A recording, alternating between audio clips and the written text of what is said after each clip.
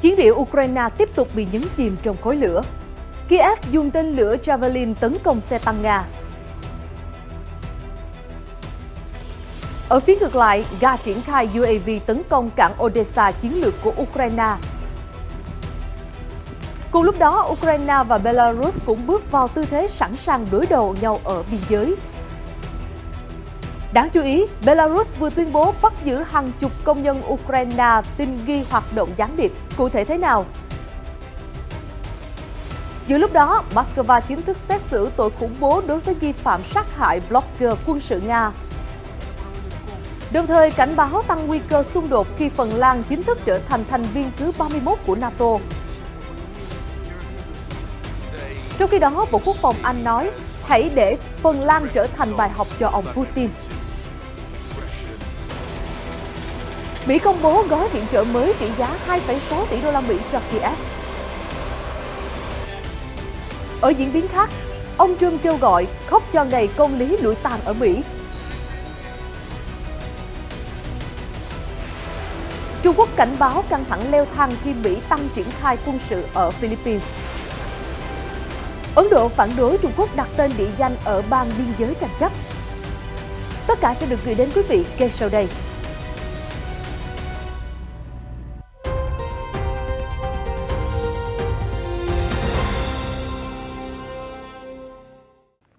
Mến chào quý vị đang đến với chương trình thời sự quốc tế. Những diễn biến mới nhất liên quan đến xung đột ở Ukraine cùng nhiều tin tức đáng chú ý khác sẽ được gửi đến quý vị ngay sau đây. Một lữ đoàn thủy quân lục chiến Ukraine vào cuối tháng 3 đăng video cho thấy các tên lửa vác vai Javelin tấn công vào đoàn xe tăng Nga. Sau đòn tập kích, nhiều phương tiện bọc thép phát nổ và bốc cháy dữ dội. Một xe tăng Nga khai hỏa đáp trả, nhưng sau đó nó cũng hứng hỏa lực và nằm bất động, bốc khói. Trong một khoảnh khắc, 3 lính Nga đã nhảy khỏi phương tiện bị cháy và tháo chạy khỏi hiện trường. Cuối video là một cú nổ khổng lồ nhấn chìm mọi thứ trong khói lửa. Không rõ thời điểm quay video, bài đăng trên Facebook nói rằng vụ tấn công đã diễn ra ở Donetsk, theo trang tin Business Insider. Thông qua so sánh ảnh vệ tinh, có thể xác định video được quay ở làng Vodian thuộc Donetsk. Nga không lên tiếng về đoạn clip. Mỹ và một số nước NATO đã cung cấp Javelin và một số loại vũ khí diệt tăng khác cho Ukraine. Theo tạp chí Forbes, trích một bài báo cáo vào tháng 12 năm ngoái, Mỹ đã cung cấp 8.500 tên lửa Javelin cho Kiev.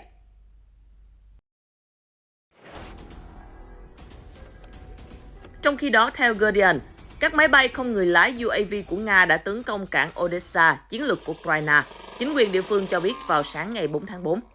Nga đã triển khai UAV tấn công Odessa, thiệt hại đã được ghi nhận. Chính quyền địa phương cho biết trong một tuyên bố trên Facebook.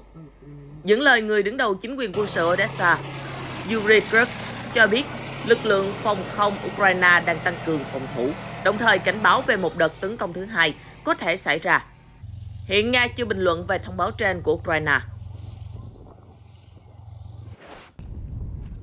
Biên giới Ukraine-Belarus cũng sôi sục. Trung tướng Serhinaev của Bộ Chỉ huy Lực lượng Liên hợp Ukraine hôm 3 tháng 4 đã khẳng định rằng các lực lượng an ninh và phòng không ở vùng tác chiến phía Bắc đã ở trong tư thế sẵn sàng chiến đấu và đủ khả năng kháng cự lại bất kỳ cuộc xâm nhập nào từ bên kia biên giới với Belarus. Thông báo của ông Naev được đưa ra trong bối cảnh Nga đòi triển khai vũ khí hạt nhân đến Belarus, cùng nhiều đồn đoán cho rằng Nga sẽ tiến quân từ lãnh thổ đồng minh. Trong video cập nhật chiến sự mới nhất, ông Naev nói rằng tình báo của chúng ta đang giám sát tình hình ở biên giới. Các binh sĩ đã sẵn sàng chiến đấu với lực lượng vũ trang của Cộng hòa Belarus. Chúng tôi đã nhận được đầy đủ báo cáo về việc vận chuyển thiết bị và vũ khí ở khu vực biên giới. Ngược lại, trước đó, Tổng thống Belarus thông báo rằng quân đội của ông cũng sẵn sàng bước vào vị trí chiến đấu ở biên giới với Ukraine. Cùng với đó, Đại sứ Nga tại Belarus hôm 3 tháng 4 cho biết Nga sẽ đặt vũ khí hạt nhân chiến thuật của mình đến gần biên giới phía Tây của Belarus, nơi gần với các quốc gia NATO.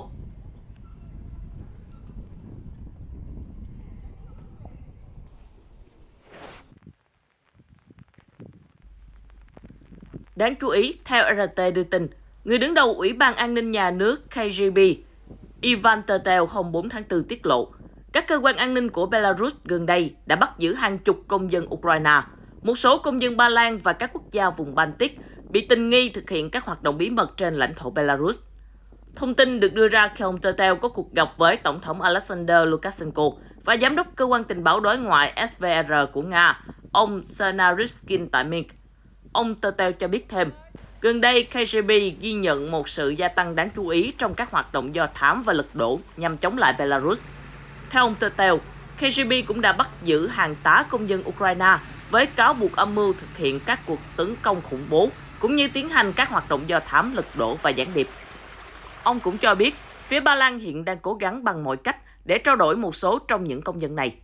Tuy nhiên, ông Tetel cho rằng, trong số những người bị chính quyền Ba Lan giam giữ, những người được cho là làm việc cho các cơ quan an ninh Belarus có bất kỳ mối liên hệ nào với KGB.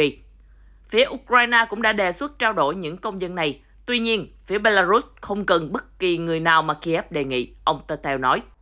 Theo quan chức này, KGB dự kiến tình hình trong khu vực sẽ leo thang nghiêm trọng vào những tháng tới và KGB đã phát hiện một số trại huấn luyện chiến binh ở Ba Lan, Ukraine, Cộng hòa Séc, Litva và Latvia. Ông Tetel nhấn mạnh, chúng tôi biết chính xác tất cả các điểm tuyển dụng, chúng tôi biết ai đang làm việc đó, chúng tôi biết các trại huấn luyện của họ và những người làm công tác hướng dẫn, cũng như ai đang được huấn luyện gì và họ đang ở giai đoạn huấn luyện như thế nào. Đài RT của Nga dẫn lời người đứng đầu KGB của Belarus cho biết thêm, các phần tử phá hoại có kế hoạch thực hiện các hoạt động khủng bố vào mùa xuân này trên lãnh thổ Belarus và Minsk, đang cố gắng đưa chúng ra trước công lý thông qua các cơ chế quốc tế.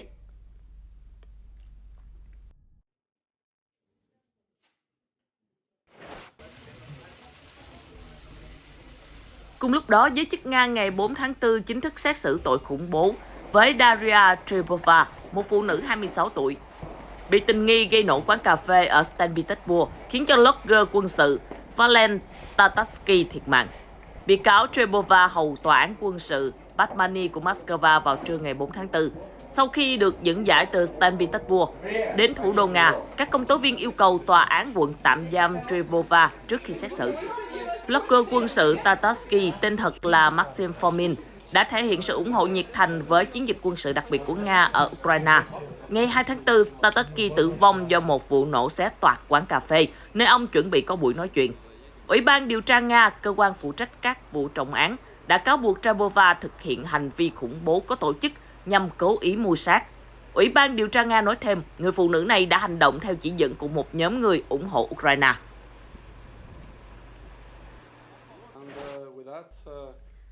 Tổng thư ký NATO Jens Stoltenberg ngày 4 tháng 4 gửi lời chúc mừng đến Ngoại trưởng Phần Lan Pekka Haavisto khi đất nước Bắc Âu chính thức là thành viên thứ 31 của Tổ chức Hiệp ước Bắc Đại Tây Dương NATO.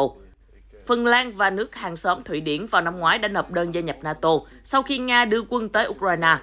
Sau quy trình kéo dài hơn một năm, Helsinki chính thức bước vào Liên minh phương Tây, trong khi lá đơn của Stockholm vẫn chưa được Thổ Nhĩ Kỳ và Hungary phê duyệt. Thổ Nhĩ Kỳ liên tục yêu cầu Thụy Điển cần có biện pháp mạnh mẽ hơn về chấm dứt hậu thuẫn cho phiến quân người Kurd và các thành viên trong mạng lưới của Ankara, cáo buộc có liên quan âm mưu đảo chính vào năm 2016. Hôm 4 tháng 4, ngay trước buổi lễ ở Brussels để chính thức kết nạp Phần Lan vào NATO, Bộ trưởng Quốc phòng nước này, ông Antti Kaikkonen khẳng định đây là một ngày trọng đại của Phần Lan. Phần Lan có chung biên giới dài khoảng 1.300 km giáp Nga. Sau khi kết nạp Helsinki, biên giới giữa NATO và Nga đã tăng khoảng gấp đôi. Ngoại trưởng Anh James Cleverly khẳng định việc quốc gia Bắc Âu tham gia NATO là kết quả trực tiếp của hành động Nga tấn công Ukraine. Ngoại trưởng Ukraine Dmytro Kuleba bày tỏ hy vọng một ngày nào đó Kiev có thể bước đi trên con đường của Helsinki hôm nay.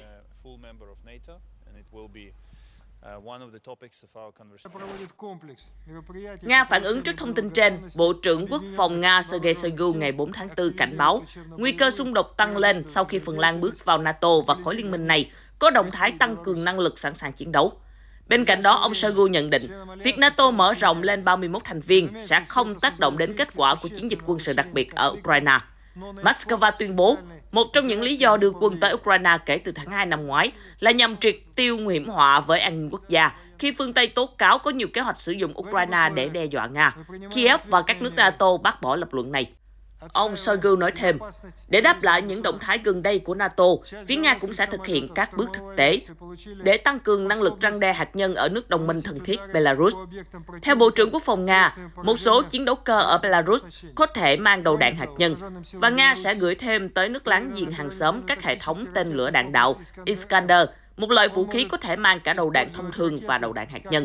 Tổng thống Nga Vladimir Putin vào tháng trước thông báo Nga sẽ bố trí tên lửa hạt nhân chiến thuật trên lãnh thổ Belarus.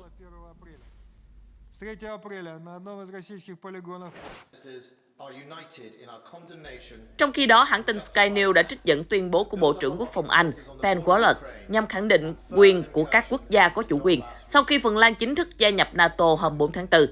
Tôi rất vui vì đơn xin gia nhập NATO của Phần Lan hiện đã được chấp thuận và tôi muốn nói lời chào mừng nước này gia nhập liên minh, vị quan chức nói. Hãy để việc Phần Lan gia nhập liên minh là một bài học cho Tổng thống Putin. Quốc gia Bắc Âu này đã chọn tham gia tổ chức quân sự lớn nhất thế giới dựa trên ý chí tự do của họ. Với tư cách là một quốc gia có chủ quyền, việc lựa chọn gia nhập liên minh là quyền tự do của tất cả người dân và chỉ riêng công dân Ba Lan.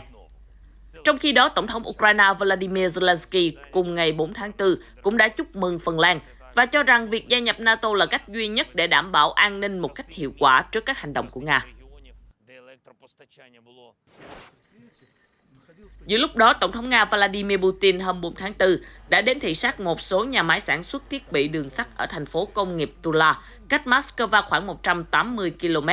Cùng ngày, ông Putin chủ trì cuộc họp với Hội đồng Nhà nước Liên bang Nga về nỗ lực phát triển ngành công nghiệp bất chấp tất cả các biện pháp trừng phạt của phương Tây. Nhà lãnh đạo Nga cho rằng nền kinh tế xứ sở Bạch Dương đã trở nên cạnh tranh hơn khi đối mặt với trừng phạt. Moscow đã xoay sở để thích ứng nhanh chóng.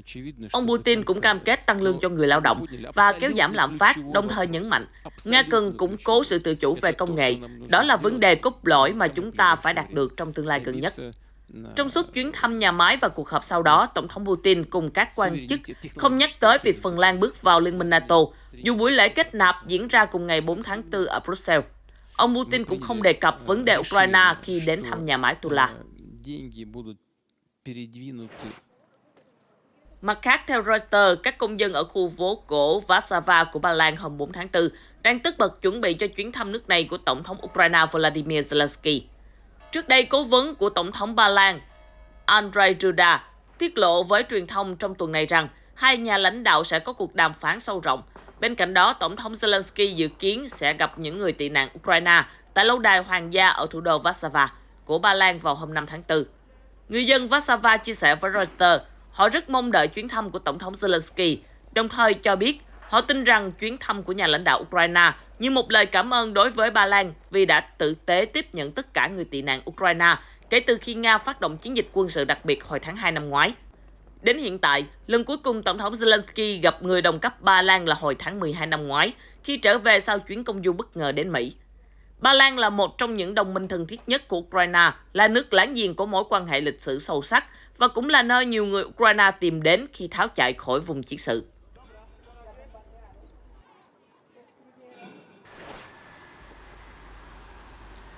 Về phía Mỹ, theo CNN, chính quyền Tổng thống Joe Biden hôm 4 tháng 4 đã công bố gói viện trợ quân sự bổ sung cho Ukraine với tổng trị giá 2,6 tỷ đô la.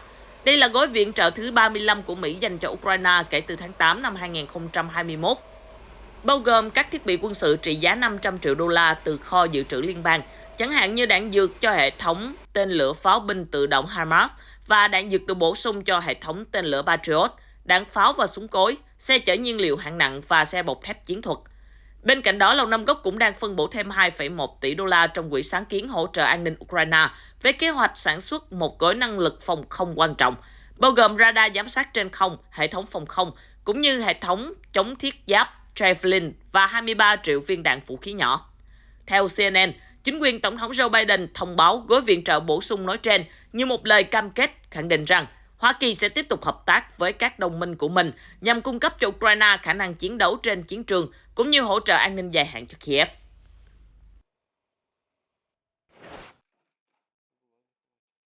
Nói về mối quan hệ giữa hai cường quốc Mỹ-Nga, Thứ trưởng Ngoại giao Nga Sergei Ryabkov hôm 4 tháng 4 nói trên kênh Russia 24 rằng mối quan hệ giữa hai nước này với Mỹ sụp đổ là do Hoa Kỳ và Washington phải hoàn toàn chịu trách nhiệm về việc này. Tình trạng hiện tại của các mối quan hệ này chỉ có thể mô tả bằng một từ, đó là sụp đổ. Các mối quan hệ đã bị hủy hoại và Mỹ phải chịu trách nhiệm hoàn toàn trong việc này, vị quan chức nói. Thêm vào đó, ông Ryabkov cũng bình luận về việc Nga ngừng tham gia hiệp ước cắt giảm vũ khí chiến lược New START. Ông nhắc lại hoàn cảnh khiến cho Nga đưa ra quyết định gây tranh cãi và cho rằng đây không phải là lỗi của Moscow. Điều này về cơ bản đơn giản là phản ánh đường lối chống Nga của Washington. Việc Hoa Kỳ từ chối vai trò độc lập, có chủ quyền của Nga trên trường quốc tế và từ chối coi chúng tôi là một nền văn minh nhà nước. Theo tôi nghĩ, điều này cũng đã tuyên bố một cách chi tiết và thuyết phục trong bản cập nhật mới nhất của khái niệm chính sách. Vì lý do này, thỏa thuận đã bị đình chỉ. Ông Ryabkov nói thêm. Tổng thống Nga Vladimir Putin ngày 21 tháng 2 đã tuyên bố Moscow tạm dừng tham gia New START nhưng không rút hoàn toàn khỏi hiệp ước này. Bên cạnh đó, nhà lãnh đạo Nga nhấn mạnh rằng, trước khi nối lại các cuộc thảo luận về công nghiệp tiếp theo của hiệp ước, phía Nga nên hiểu rõ cách tính kho vũ khí của không chỉ Hoa Kỳ mà còn của các cường quốc hạt nhân NATO khác như Anh và Pháp. Đến ngày 1 tháng 3, ông Putin đã ký luật chính thức đình chỉ hiệp ước hạt nhân New START, hiệp ước kiểm soát vũ khí hạt nhân cuối cùng còn lại giữa Mỹ và Nga.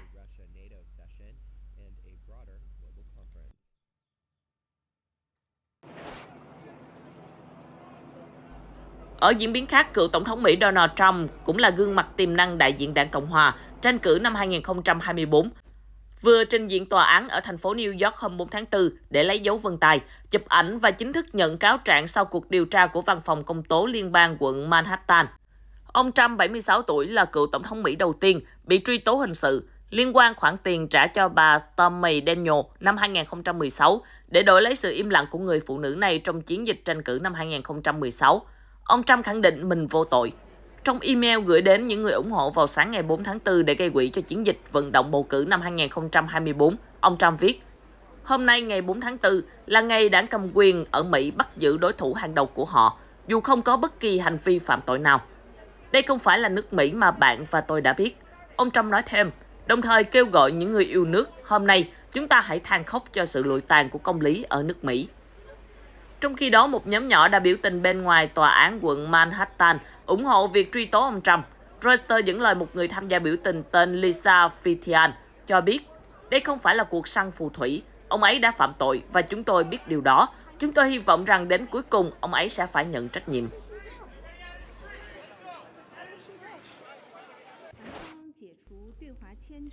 Khu vực châu Á cũng tăng nhiệt. Phát ngôn viên Bộ Ngoại giao Trung Quốc Mao Ninh ngày 4 tháng 4 đã cảnh báo, việc Mỹ tăng cường triển khai quân sự ở Philippines chỉ gây thêm căng thẳng, làm suy yếu nền hòa bình và ổn định ở khu vực. Bình luận được bà Mao Ninh đưa ra để phản ứng việc Philippines cho phép Mỹ tiếp cận thêm 4 căn cứ quân sự. Cụ thể, Văn phòng Tổng thống Philippines ngày 3 tháng 4 đã xác định 4 căn cứ bổ sung mà quân đội Mỹ có quyền tiếp cận theo thỏa thuận hợp tác quốc phòng tăng cường EDCA. Trong đó, 2 căn cứ đặt tại Isabela và Cagayan đều nằm trên đảo Luzon, cách không xa đảo Đài Loan. Trong khi đó, một căn cứ ở Palawan lại nằm gần quần đảo Trường Sa của Việt Nam trên Biển Đông. Thông báo được Manila đưa ra giữa nhiều lo ngại về quân đội Trung Quốc tăng cường hiện diện trên Biển Đông cũng như căng thẳng tăng lên ở eo biển Đài Loan. EDCA từng bị đình trệ, nhưng Tổng thống Ferdinand Marcos, người lên nắm quyền vào tháng 6 năm 2022, đã thúc đẩy việc thỏa thuận quốc phòng ký với Mỹ.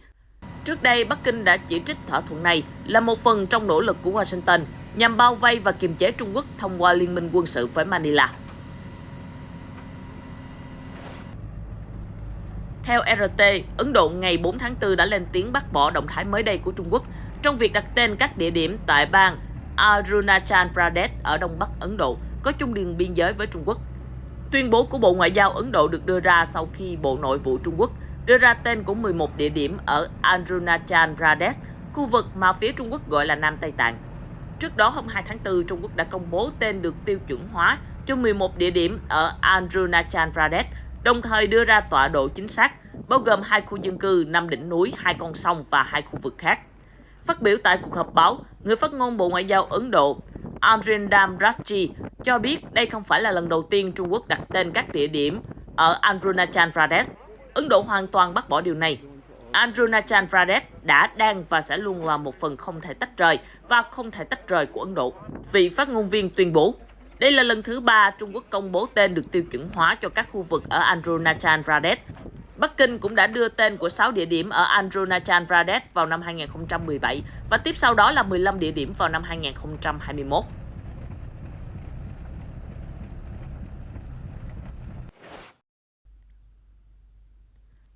Một số tin tức xã hội, đài NHK đưa tin chính phủ Nhật Bản muốn tăng gấp 3 lần doanh số bán hàng trong lĩnh vực chất bán dẫn trong vòng 7 năm tới. Theo các quan chức thuộc Bộ Công nghiệp nước này, mục tiêu tăng doanh thu được đặt ra trong bối cảnh ngành sản xuất chip trong nước đã tụt hậu so với các đối thủ nước ngoài, đồng thời sự gián đoạn chuỗi cung ứng cũng đang đe dọa an ninh kinh tế của đất nước. Cụ thể, các quan chức của Bộ Công nghiệp Nhật Bản cho biết Tokyo cần nguồn cung ứng chip tiên tiến ổn định cho các ngành công nghiệp đang phát triển như AI và xe tự hành. Theo NHK, Nhật Bản hiện đang phụ thuộc vào nguồn cung cấp chip bán dẫn đặc biệt là từ Đài Loan. Tuy nhiên, các căng thẳng địa chính trị trong thời gian gần đây ở khu vực eo biển Đài Loan gây ra nhiều rủi ro trên chuỗi cung ứng ngành hàng này. Mục tiêu nói trên đã được trình bày vào hôm 3 tháng 4 trước một nhóm các chuyên gia trong ngành do Bộ Công nghiệp tập hợp nhằm vạch ra chiến lược quốc gia về chất bán dẫn, với mục tiêu tăng doanh thu lên đến 15.000 tỷ yên, tương đương hơn 110 tỷ đô la vào năm 2030. Bên cạnh đó, các quan chức chính phủ Nhật Bản cũng kỳ vọng các công ty trong nước có thể cạnh tranh với dòng chip tiên tiến sắp ra mắt 2 nanomet của các đối thủ đến từ Đài Loan và Hàn Quốc. Trong đó, các vị quan chức đã đề xuất chế tạo chip nhớ tiên tiến hơn cho điện thoại thông minh, trung tâm dữ liệu cũng như chất bán dẫn hiệu suất cao để điều khiển xe điện. Ngoài ra, Bộ này cũng đã đưa ra kế hoạch thúc đẩy đầu tư từ khu vực công và tư nhân với trị giá hơn 75 tỷ đô la trong thập kỷ tới để đạt được mục tiêu đề ra, đồng thời đề xuất hợp tác với các đồng minh như Mỹ và Hà Lan trong nghiên cứu và phát triển lĩnh vực chip bán dẫn.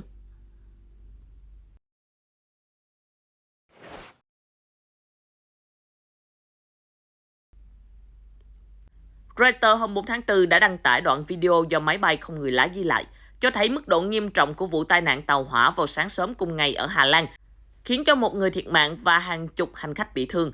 Vụ tai nạn xảy ra vào khoảng 3 giờ 25 phút sáng theo giờ địa phương, khi đoàn tàu đêm từ thành phố Leiden đến The Hague bị trật bánh khiến cho toa tàu trước lao xuống ruộng. Trong khi đó, vụ va chạm khiến cho toa tàu thứ hai bị lật nghiêng. Một đám cháy nhỏ đã bùng phát nhưng đã nhanh chóng được dập tắt. Theo giới chức và các phương tiện truyền thông địa phương, vụ việc xảy ra khi đoàn tàu đâm vào một cần cẩu bảo trì đang nằm trên đường ray và khiến cho người điều khiển cần cẩu thiệt mạng. John Verben, giám đốc điều hành của mạng lưới ProRail, trong một cuộc họp báo cho biết việc bảo trì đã được lên kế hoạch trước đó và đảm bảo đầy đủ các tiêu chuẩn, nhưng không rõ nguyên nhân vì sao cần cẩu lại bị bỏ trên đường ray đang thông xe. Ông Verben nói, lực lượng cứu hộ đã kịp thời có mặt tại hiện trường tai nạn, khu vực gần Vosotton, một ngôi làng nằm giữa thành phố Leiden và The Hague. Công ty đường sắt Hà Lan đã tuyên bố trên tài khoản Twitter rằng sẽ không có chuyến tàu nào chạy giữa Leiden và The Hague do vụ tai nạn.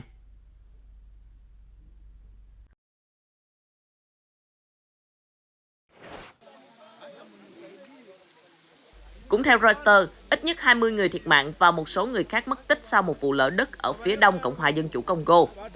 Fote Batundi, một nhà lãnh đạo xã hội dân sự trong lãnh thổ Masisi, cho biết thi thể của 8 phụ nữ và 13 trẻ em đã được tìm thấy sau trận lở đất xảy ra trên một con suối ở vùng Bolawa vào ngày 2 tháng 4. Sự việc xảy ra khi nhiều người đang giặt quần áo và đất bất ngờ bị sụt lún. Người dân địa phương tên Desire Maxim cho biết vụ sạt lở xảy ra vào lúc 11 giờ 30 khi người phụ nữ và trẻ em đang giặt quần áo. Tất cả đều bị chôn vùi. Các nỗ lực tìm kiếm vẫn đang tiếp tục được triển khai trong ngày 3 tháng 4.